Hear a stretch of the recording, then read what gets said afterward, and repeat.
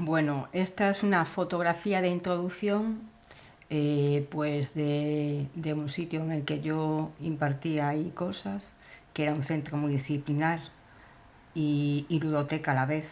Ese es un fondo marino que yo hice y que dibujé a propósito para poner zonas clasificadas para niños, para los niños y para las niñas, porque también me gusta el mar.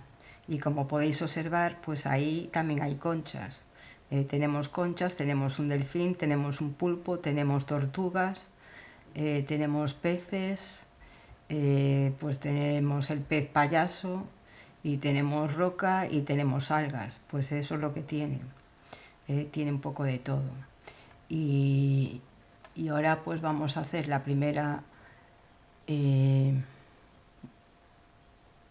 diapositiva y que vamos a aprender, por lo que os comenté en la introducción. En este curso aprenderéis a reconocer los distintos problemas o las distintas problemáticas que un niño o niña pues, puede desarrollar en su aprendizaje. Ahí. Y que puede desarrollar cuáles son esas partes que vamos a conocer para que sepáis diferenciarlas dentro de la educación infantil y primaria y en otras que también hay que ver esos aspectos lo mismo, que no por tener un poco más de años pues hay que dejarlos atrás. Pues son los niveles neuropsicológicos, nivel de actitudes intelectuales, nivel perceptivo y de organización espacio-temporal y nivel pedagógico. Esos son los niveles que entran dentro de una de las partes de educación infantil y primaria, en el que se aprenderán a diferenciar distintos aspectos de desarrollo y la evolución de un niño y de una niña. En estos niveles nos ayudan a identificar los diagnósticos para poder prevenir y corregir los problemas que pueden surgir en su inicio y en su madurez y crecimiento como niños y como niñas, para que logren alcanzar un nivel normal de adaptación en los estudios, relaciones familiares, sociales, personales y con su entorno general. Bueno, ¿qué es el nivel neuropsicológico? A ver, el nivel neuropsicológico pues tiene que ver con la parte del sistema nervioso central, con los nervios, que son las ramificaciones, y ahí es donde el resto del cuerpo recibe las órdenes, digamos que de los nervios. Si tú quieres hablar, pues tienes que pensar que quieres hablar y esa orden le llega al cerebro para que tú puedas hablar y pronunciar las palabras pues, que pronuncias todos los días. O, por ejemplo, para coger un lápiz o para agacharte o para moverte, pues cualquier movimiento, incluso para respirar lo mismo, para estar vivos lo mismo. Dependiendo a qué parte del cuerpo, pues ahí es donde recibe todas las órdenes. ¿Y cómo las reciben?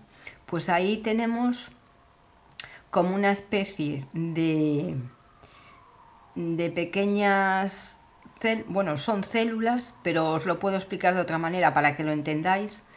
Son como unas pequeñas bolitas o formas que se van multiplicando para que nuestro cuerpo esté siempre funcionando. Y esas, una vez que se juntan con otras de distinta manera, lo que hacen es que producen como una especie de electricidad, digamos que igual que cuando le das a un timbre de la puerta, o enciendes, por ejemplo, un juguete que para encenderlo le tienes que dar un botón para que funcione, bueno, pues esas células lo que hacen es dar un movimiento eléctrico, como si pulsaras un botón, pues ahí recibe un chispazo, el que hace que se ponga en funcionamiento.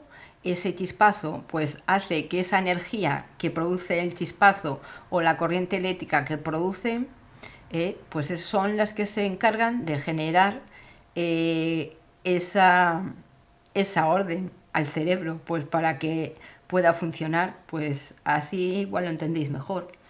Y lo que es psicológico, pues tiene que ver pues con los gestos, con la voz, con el lenguaje, con la vista, con la audición, con nuestra personalidad, porque tiene que ver con todo. El nivel de actitudes intelectuales, pues ahí tiene que ver con el desarrollo de las capacidades intelectuales.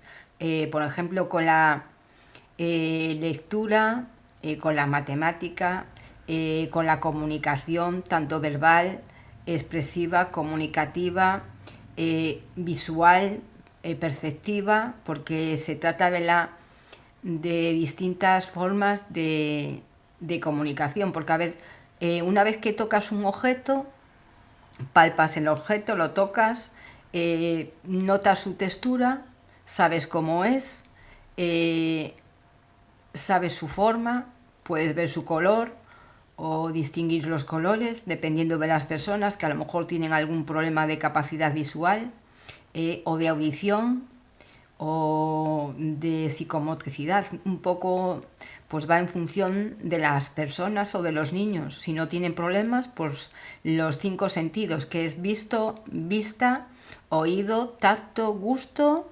y paladar, o sea, ese, ¿vale? Bueno, y la voz, o sea, la voz también. Con lo cual ahí pues tiene que ver con las actitudes intelectuales que también son las comunicativas. Luego el nivel perceptivo y de organización espacio-temporal, ahí tiene que ver con la sincronización con los movimientos, la psicomotricidad, eh, el tener, digamos que un orden entre las órdenes que tú o que el sistema nervioso que le mandas tú al sistema nervioso para poder hacer cualquier cosa, como por ejemplo coger una cucharilla, agacharte para abrochar los tenis, vestirte, parpadear, pues tiene que ver con eso, porque es una manera de tener organización para que eso se pueda llevar a cabo. Y si hay una parte del sistema nervioso que no funciona bien, bien por algún golpe, por algún daño cerebral o por algún problema genético, que a lo mejor se nace con algún problema, pues no llevan un orden adecuado para que esa función se lleve a cabo. Pues eso es a lo que quiere referirse el nivel perceptivo de organización espacio-temporal. Y también a la hora de la lectura, pues si tienes algún problema fonético, si tienes algún problema como la dislexia, que confundes letras o palabras, eh, pues a esos niveles. Y luego el nivel pedagógico, pues ahí la pedagogía, digamos que tiene que ver un poco con la psicología, porque tiene que ver también con la neuropsicología, pero la pedagogía es una parte de la psicología que tiene que ver con las actitudes morales y éticas, porque ahí tiene que ver con las actitudes morales y éticas, porque se desarrollan valores, actitudes éticos y morales y sociales también. Estos niveles pues, nos ayudan a identificar los diagnósticos para poder prevenir y corregir los problemas que pueden surgir en su inicio y madurez y crecimiento como niños y niñas que logren alcanzar pues, un nivel normal de adaptación en los estudios, en las relaciones familiares, sociales, personales y en su entorno en general. Bueno, ahora vamos a pasar a la siguiente. Esta está repetida, que me la duplicó, pero no hay problema. Bueno, este es el módulo 1. Aquí, vamos a ver aquí, y si no, lo vamos viendo. El módulo 1. Aquí, pues empezamos con el primer tema. ¿Y qué vamos a ver dentro del módulo 1? Pues las variables dentro de los distintos niveles que tienen que ver con los aspectos neurológicos, como vimos ahora hace un ratito, los psicológicos, los pedagógicos, los contextuales y en el aula, pues en el colegio, en la clase, y su objetivo es identificar los problemas para evaluarlos y darles y seguir unas pautas adecuadas para su mejora y solución. Y para prevenir también, porque un poco prevenirlos a veces estás en el momento justo en que detectas un problema a tiempo, pues ya para darle una prevención y que no vaya más. O sea que a lo mejor son pequeñas cosas que con unas simples ejercicios o correcciones, pues ya ayudas a que eso no vaya más o que se corrija y se vaya. Como por ejemplo la dislexia, pues eso se corrige, no hay problema, porque eso con unas correcciones, digamos que unas pautas en la lectura, en el entendimiento y la comprensión del lenguaje y de la expresión oral y gramática, pues ya se corrige. Pues lo que estábamos diciendo, seguir unas pautas adecuadas para su mejora y solución, llevando un control de los niños, tratando con los diferentes tutores especializados en cada materia, informando a sus padres de cómo ayudarlos en casa y en el colegio, porque en el colegio se le da una ayuda, aparte de lo que se enseña, pues tú le puedes detectar pues algún problema y lo que tiene que hacer, en este caso la profesora o profesor, pues es informar a los padres, pues bien, o para que los lleves a un especialista, a un neurólogo, a un psicólogo y ellos le vayan marcando unas pautas.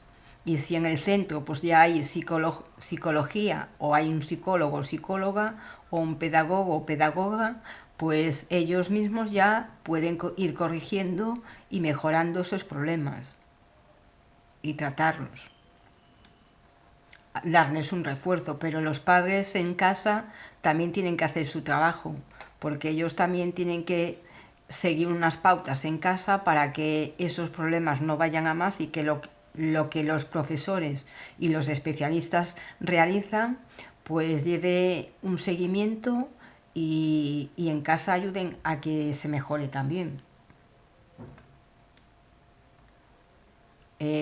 Ahora vamos a ver el nivel neuropsicológico.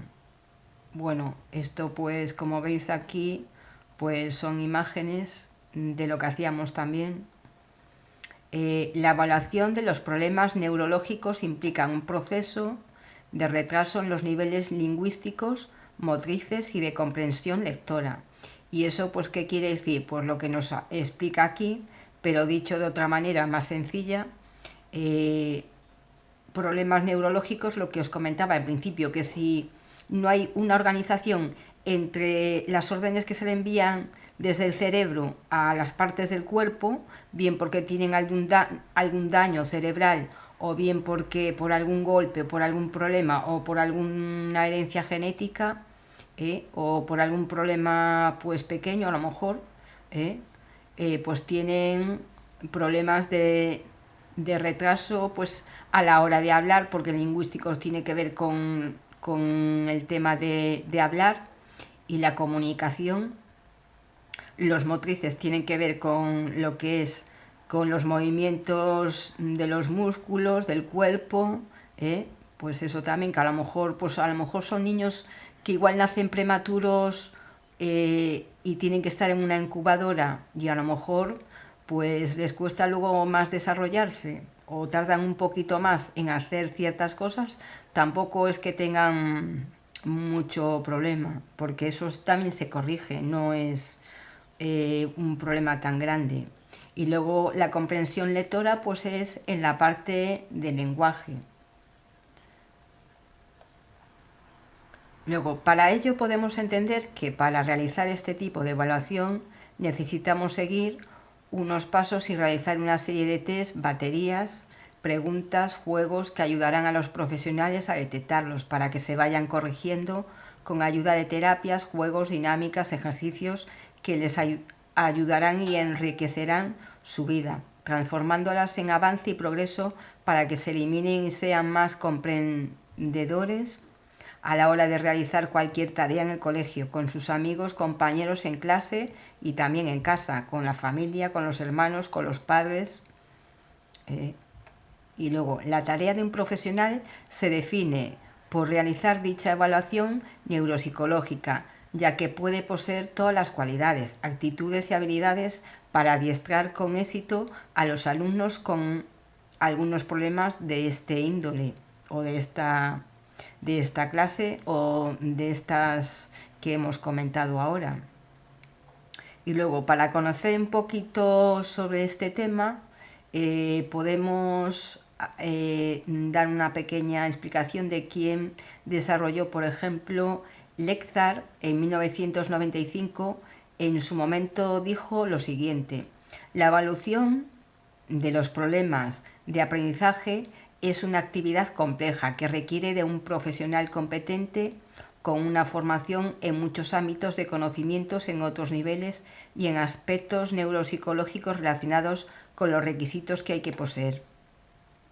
Bueno, para hacer esto pues hay que tener unos estudios, claro, es normal, porque tienes que conocer todas esas partes que tienen que ver con la neurociencia, con la neuropsicología, con la psicología, con la pedagogía, con las actitudes, con las habilidades, un poco con todo. Tienes que tener conocimientos un poco de todo para saber realizar la evaluación, detectar, evaluar y después llevar a cabo, pues digamos que un trabajo que implican ciertas actividades, test, pues eso, una manera de detectar en qué nivel está o qué es lo que hay que corregir o de qué manera puedes mejorarlo.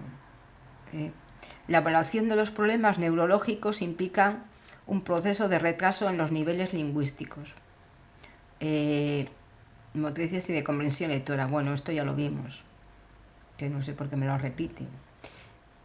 ¿Qué es la evaluación neuropsicológica? Bueno, la evaluación neuropsicológica es un estudio completo del sistema nervioso central, como os explicaba yo, mediante la realización de unas pruebas variadas y estándares que ayudan a detectar los posibles problemas, alteraciones funcionales que pudieran existir, y dentro de estas pruebas hay una doble funcionalidad. ¿Y cuáles son estas funcionalidades? Pues una de ellas, lo que os acabo de decir yo. Una, pues es detectar los problemas que pueda haber a los niveles de trastornos cognitivos, de las cuales pueden ser pues las dificultades de atención, como puede ser el TDAH, porque el TDAH, por ejemplo, es un problema de esta clase. Dificultad de atención porque te despistas con facilidad, pues nada que ves una mosca ya empiezas a fijarte en la mosca y no estás atento pues a lo que dice la profesora o a lo que hay que hacer, te cansas y enseguida te vas a hacer otras cosas, pues eso un poquito. Luego tiene que ver también con la memoria, pues a la hora de retener las cosas no todos los niños tienen las mismas capacidades. A ver, eso no quiere decir que sean retrasados o que estén atrasados o que tengan un problema del sistema nervioso, por ejemplo. Hay niños que desarrollan más rápido, pues unos, o bien porque se aplican un poco más y en casa también les ayudan y les apoyan, o bien porque ellos son también un poco, digamos, por así decirlo, entre comillas, un poco vagonetas, y pues en vez de hacer las cosas, pues también pasan un poquito, que eso también puede ser, pero en este caso lo que quiere decir pues es que tengan problemas de dificultades de atención, memoria, pues que para retener ciertas cosas que les cueste un poquito más, en las capacidades visuales, en las lingüísticas y luego la planificación de conductas. Por ejemplo, ¿sabes? Un niño tiene un deterioro cognitivo leve si se trata de una enfermedad degenerativa o de un síndrome. Bueno, pues eso es un problema que tiene que ver con el detectarlo. Si en primaria o en infantil pues tienes algún niño que tú ves y le detectas pues que a lo mejor le cuesta, pues digamos que retener ciertas cosas, o mismo en la vista que acerca mucho, por ejemplo, los juguetes, pues ahí puedes detectar que tiene un problema de visión. Pues eso coges, se lo dices a los padres, pues los padres lo llevarán a un oculista y ahí pues harán unas pruebas para detectarle si tiene algún problema en realidad, o pues es es una manía, que también a veces, pero es una manera de decir un ejemplo. El definir el estado cognitivo en sí puede ser de la siguiente manera y las siguientes capacidades que se pueden, digamos que, conocer a través del estado cognitivo. Sirve para elaborar un programa de intervención específica a partir de los resultados de las exploraciones para encaminar el resultado de la evaluación y destacando dichas capacidades como son las de atención, memoria, capacidades visuales, capacidades de razonamiento y la conducta. Pues a ver, el cognitivo tiene que ver con estos temas. Un especialista, un psicólogo o una psicopedagoga o un neuropsicólogo, pues para evaluar estos problemas, pues te tienen que hacer pues unas pruebas, pues a veces que son tipo juegos, porque a lo mejor con un tipo juegos se puede detectar pues ciertos problemas, o incluso no tiene por qué ser problemas, porque también se puede detectar que un niño tenga o una niña tenga unas capacidades altamente desarrolladas, que sea un niño, digamos que un superdotado o superdotada, porque es tan bueno, es tan malo para los niños a veces, sobre todo, porque tienen que estar con personas de unas edades más avanzadas a las que normalmente por su edad pues tendrían que estar con otros niños, con lo cual se pierden etapas de su vida. Y eso es verdad. Así que es tan malo una cosa como la otra. Aunque para ellos es positivo, porque aprenden súper rápido y avanzan muy rápido, pues en el tema este de los niños que tienen problemas de, de, de memoria, de atención, de capacidades visuales y de razonamiento, de conducta, pues a veces son pequeñas cosas, no tienen por qué ser tampoco problemas exagerados. El razonamiento pues tiene que ver con con la comprensión de lo que te dicen y te explican, pues saber entenderlo y darle un razonamiento y una lógica, es a lo que se trata el razonamiento. Y la conducta pues con el comportamiento. Y luego las capacidades visuales pues es con la vista, la memoria pues para la retención y el aprendizaje. Y luego las capacidades de atención, pues eso, con el despiste, que te olvidas, que no estás atento, pues tiene que ver con eso. Luego en este nivel de evaluación es más compleja y más amplia que la evaluación psicológica escolar.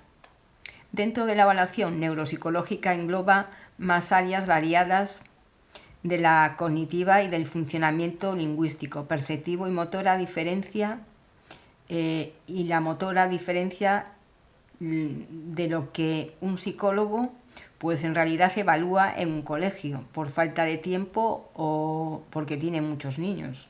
A ver, no se trata de que tenga muchos problemas, de que muchos niños tengan muchos problemas, pero a lo mejor el tiempo que le puede dedicar es menos que un psicólogo o que un especialista, porque no es lo mismo en un colegio que en un lugar que ya están para eso solamente y le dedican un poco más de tiempo para detectar las cosas y hacer un poco más detenidamente pues los estudios para ver qué partes pues puede tener más dificultades o cómo corregirlas.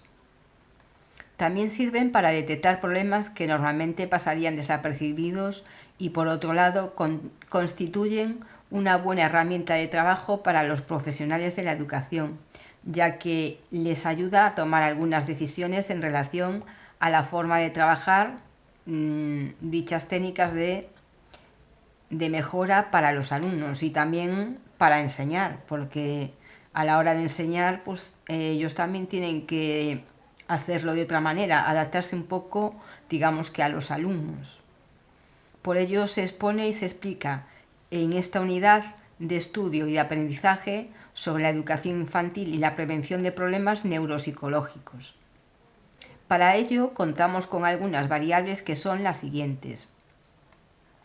Las variables pedagógicas, que se encargan de las competencias curriculares e información sobre el contexto escolar y del aprendizaje escolar y las relaciones del entorno de los alumnos.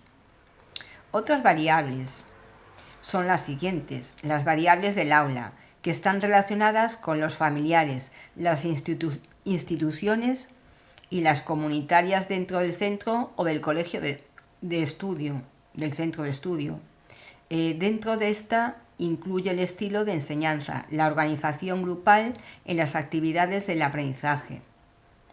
Por ejemplo, las clases de refuerzo o las actividades extraescolares para los alumnos como una herramienta de aporte de actitudes y mejoras que les amplíe la retención, la capacidad de concentración, las comunicativas, etc. Pues eso ya es una manera de darle, digamos que un refuerzo, un apoyo y una ayuda, porque en función de las actividades que se hagan, pues ya ayudan a ir corrigiendo esos problemas. Nivel de actitudes intelectuales.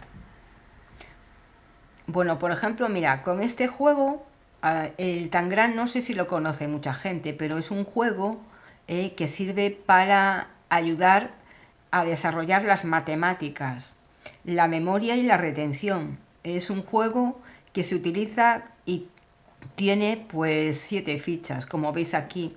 En realidad es un cuadrado dividido en diferentes figuras geométricas. Podéis ver triángulo equilátero, triángulo isósceles, rectángulo, el rombo y el triángulo, tipos de triángulos, porque hay el equilátero, el triángulo isósceles y luego hay el otro. Luego es un rectángulo, otro triángulo y otro más pequeño. Y luego con esas figuras lo que hay que hacer, pues se crean unas figuras, como veis aquí en este lado.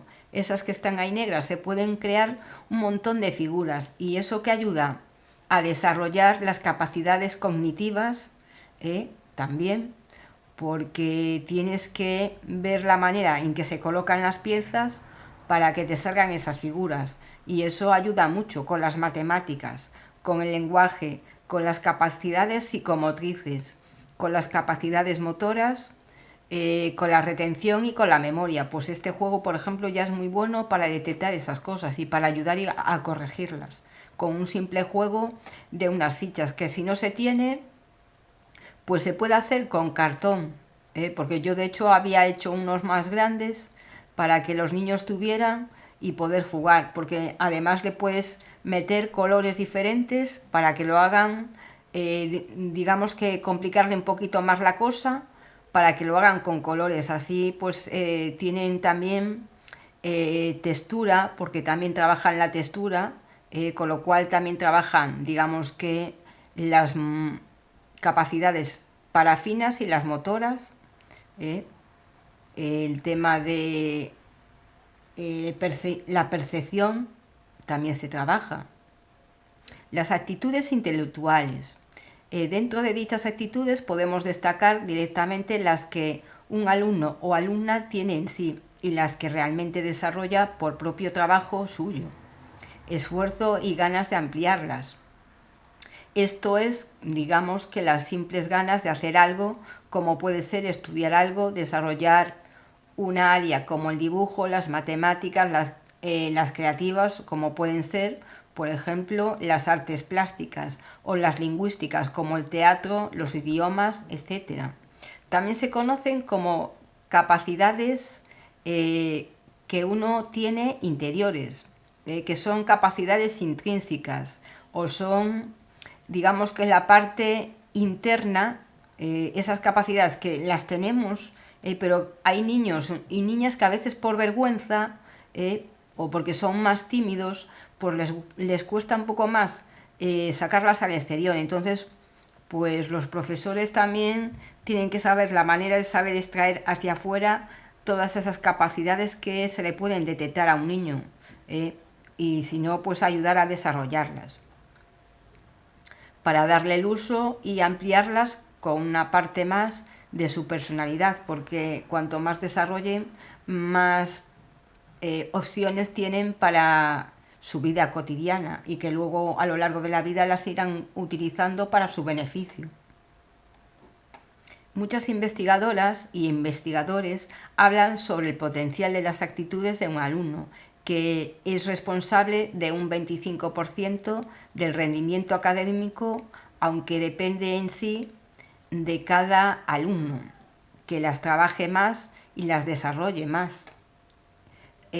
Aparte de que puedan tener algún problema, como hemos hablado anteriormente, pues aunque no se tengan a veces, pues también depende un poco de ellos, en función de que le dediquen un poquito de esfuerzo, que pues le pongan un poco de ganas y luego pues también sus padres que tengan tiempo para dedicarle, para que le ayuden un poquito pues a mejorar esas cosas. Si pueden hacerlo, pues bien por el trabajo que no tienen tiempo, pues en el colegio pues siempre hay alguna manera de poder desarrollarlas. Los factores más importantes que están relacionados con las actitudes son los siguientes: el estilo de pensamiento o razonamiento y las estrategias de cada alumno a la hora de programar y organizar su estudio, cómo aprender mejor a su ritmo, y eso es algo que pueden personalizarlo en función de sus criterios, estilo y conocimientos para su beneficio. El éxito escolar dependerá de un 50% de su forma de estudiar, de programar su estudio y de cómo lo hacen, y el otro 50% pues del profesorado y de los distintos estilos de enseñanza que utilice con los alumnos y de las relaciones socioafectivas y familiares, porque eso también influye mucho. Si eres un niño o niño que a lo mejor en casa tienes algún problema, que tienen algún problema familiar, pues siempre les va a perjudicar a la hora de, de realizarse en el colegio, pues digamos que de expresarse o de hablar, o mismo en el colegio a veces que entre los compañeros, pues lo que ahora se conoce mucho como el bullying, pues a veces eso también influye mucho. Así que pues es todo importante conocer y ayudar a mejorar todas esas cosas y todos esos problemas. Porque, a ver, el miedo influye mucho. Si un niño coge miedo, o bien le hacen pues bullying de alguna manera, se meten con él, pues le llaman cosas que no le gusta y que no le sientan bien, al final pues eso le perjudica en su desarrollo social, en su evolución, a la hora de retener las cosas también perjudica, porque también perjudica en la concentración. Así que pues eso ya no tiene que ver con las capacidades neuropsicológicas, sino más bien con las sociales. Bueno, el diagnóstico se relaciona a través de una evaluación pedagógica que ayuda a detectar el grado de conocimiento o si el niño o la niña pudiera tener algún problema para el estudio o el desarrollo de las actitudes o de otra índole. Para ello se centra el diagnóstico psicopedagógico en el niño o la niña como sujeto y persona, en el nivel del aprendizaje y la enseñanza. Este se entiende como un proceso dentro del desarrollo curricular que se centra en su mejora de aprendizaje y capacidades. Bueno, pues ahora vamos para la evaluación psicopedagógica. Es necesario que incluya lo siguiente: la evaluación de las capacidades intelectuales, que eso pues tiene que ver con lo que hemos hablado en la parte anterior que hemos visto ahora. Pues las intelectuales tienen que ver con la memoria, con la retención, con la comunicación también un poco, y luego con la comprensión también. Luego las actitudes básicas. Las actitudes básicas, ¿cuáles son?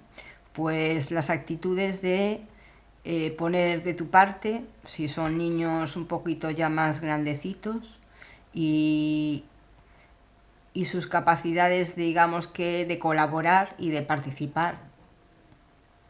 actitudes pues que son principios éticos y son valores. Luego las características relacionadas con el aprendizaje, como es la retención y la memoria, que también tiene que ver un poco con, igual que las capacidades intelectuales, también tienen que ver con estas también. Luego los estilos de aprendizaje y las estrategias de... A ver, que aquí nos quedamos aquí un poco pillados. Y las estrategias de aprendizaje que se utilizan. Bueno, aquí vamos a bajar un poquito. Ahí. Las estrategias de aprendizaje que se utilizan. Bueno, pues ahí, bueno, esto que veis, pues tiene que ver con lo que os estoy enseñando, porque yo pues tengo formación en esas cosas, porque lo hice en la Universidad de Santiago en el año 2013, pues con 87 horas digamos que hice todo eso y aprendí eso y también lo trabajé de alguna manera, porque trabajando con niños en colegios, actividades extraescolares, por ejemplo en el zoo como hice, pues ahí también trabajas esas capacidades todas. ¿eh? Y bueno, pues es un poquito lo que vemos en esta parte. Para otro día os comparto la siguiente parte o el módulo que le corresponde. Así pues lo vamos viendo por partes y os voy a subir también alguna técnica, algún juego y alguna herramienta que os pueda ayudar. Porque siempre está bien, a ver, aprender cosas nuevas que a lo mejor otras personas ya conocemos, pues siempre os puede ayudar a mejorar las cosas, sobre todo a los profesores de los colegios, pues también. Así que pues por hoy os comparto todo esto, ¿vale? Espero que os guste, espero que os sirva y que lo entendáis. Yo os lo explico de la manera más sencilla para que lo podáis entender, ¿vale? Venga, hasta la próxima. Gracias y un saludo. Chao.